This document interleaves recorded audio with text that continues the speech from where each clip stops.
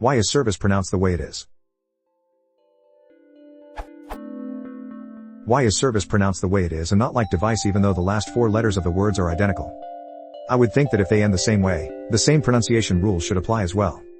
I also checked Wiktionary.org and it says both words evolved from Old French where service originated from service and device originated from device. Again, identical end of the word spelling.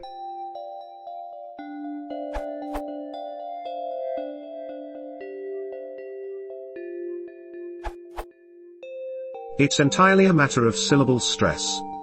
English is a stress-timed language. Only a stressed syllable can have a full vowel in English. Unstressed syllables are centralized and reduced as much as possible, especially in rapid speech.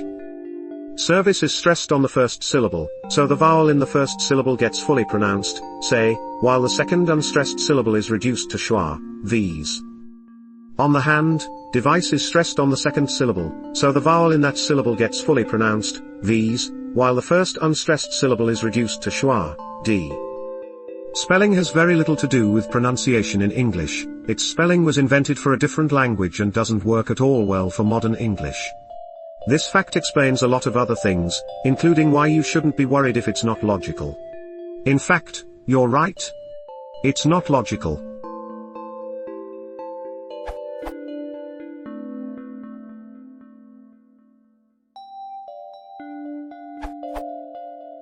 I believe this is due to the great vowel shift. In Middle English the I in device used to be pronounced as in service but later shifted to a /I/ diphthong because it was bearing the stress.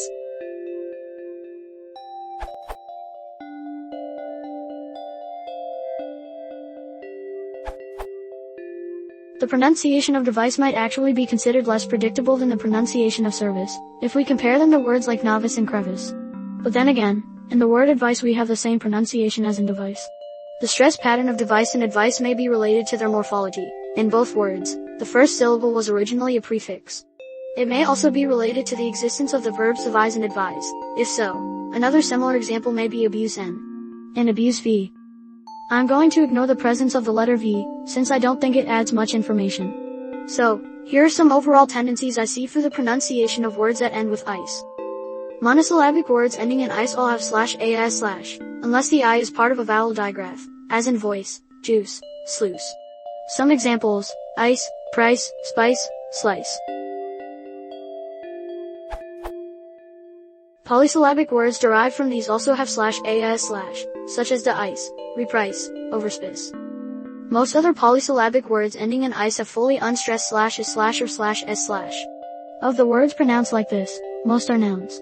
There are some verbs, such as notice and apprentice, but they all have corresponding nouns spelled and pronounced the same way. In US English, the verb practice also falls in this category. In British English the verb is spelled practice, although standardly pronounced the same as the noun. The OED has an interesting note about practice. The word was originally stressed on the second syllable, and this is still the case in some regional varieties, especially in Scots, hence such spellings as practise, practise, practise. The stress was subsequently shifted to the first syllable, with devoicing of the final consonant, probably by association with practice N. Some examples, with the stress vowel in bold: crevice, justice, lattice, notice, novice, artifice, avarice, edifice, orifice, accomplice, apprentice, interstice.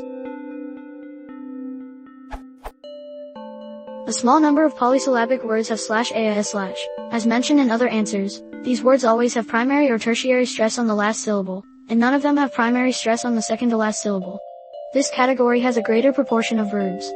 The reason why I've discussed part of speech is that in English verbs are generally more likely than nouns to have some degree of stress on the final syllable.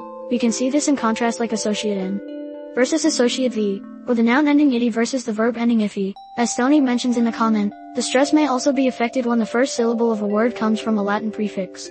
Here's a list of all the words like this I found, with the primary stress syllable in bold.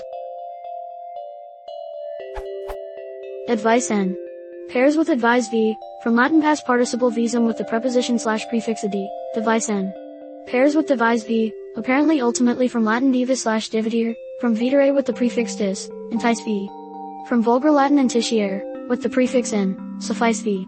From Latin sufficier, with the prefix sub, sacrifice N, V. From French, ultimately from Latin sacrificium. The OED says the verb was derived from the noun, satisfice V. Note, This word was coined by combining satisfy and suffice, cockatrice. However, this word is also pronounced with slashes slash. There are also a couple of words spelled with ice that are usually pronounced with stress slash is slash, police, caprice. They were borrowed relatively recently from French, and don't show the signs of the great vowel shift.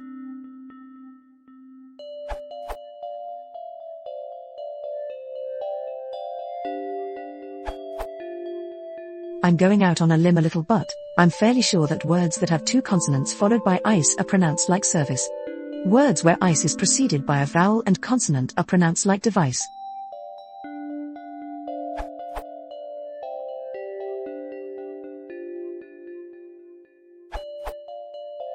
The great vowel shift split them. People used to say them the same, then they took different roads. Service vs is greater than svis is greater than svs slash sebis is greater than sebis is greater than service is greater than servos slash suvas. Device vs is greater than device is greater than divis vs divis is greater than divihis is greater than duvuis is greater than duvais. I am not exactly sure how and at what combination did the vowels change, but the above is pretty much what happened.